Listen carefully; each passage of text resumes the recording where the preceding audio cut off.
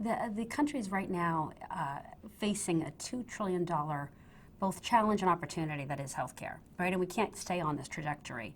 We just won't be able to fund it. And so what we're all doing right now collectively and individually is trying to figure out how to motivate consumers to make better health decisions. I'm a data geek and I get so excited that we can do so many things and frankly really create relevant, personalized experience in a way that a lot of consumer companies can't, right? But we're doing it for good. We're helping people make better health choices, right? And it's, as consumers, think about your experiences with Amazon, with Apple, right? You're used to having things tailored to you and having it personalized. There's so much noise as a consumer that if we don't talk to you in a relevant way that makes sense to you, you're going to tune us out. And my background is really all consumer marketing. I worked for companies like General Mills and Gillette, working on products like Betty Crocker. And those guys have really figured out how to use consumer data to both drive behavior change, but create excellent experience. And healthcare has that same opportunity.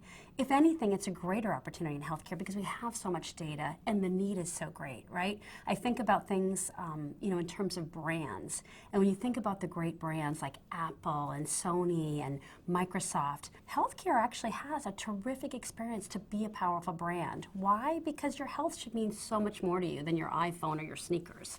And what's great about healthcare is we have this great amount of data that we can make things really relevant and personal for members and help them make the right decisions. And it's not being Big Brother-ish, it's actually doing the right thing. Because consumers not only appreciate preferences and personalization, they demand it, or they're going to vote with their feet and go elsewhere.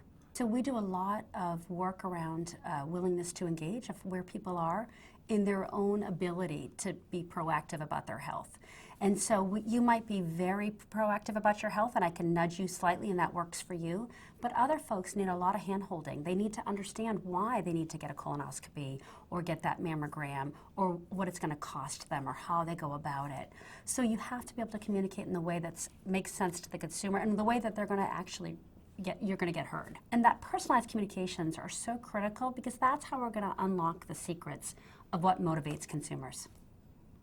Well, and also you feel like you're making a bigger impact because healthcare has a huge opportunity right now to really change what the future looks like. So what's great is healthcare can learn from 2 decades of best practices in consumer marketing organizations. Things like segmentation, test and learn, personalization, all have so much opportunity to change outcomes in healthcare. And so what's great is we are adopting those best practices that have worked for years and pointing them at, again, consumers to help them make better decisions.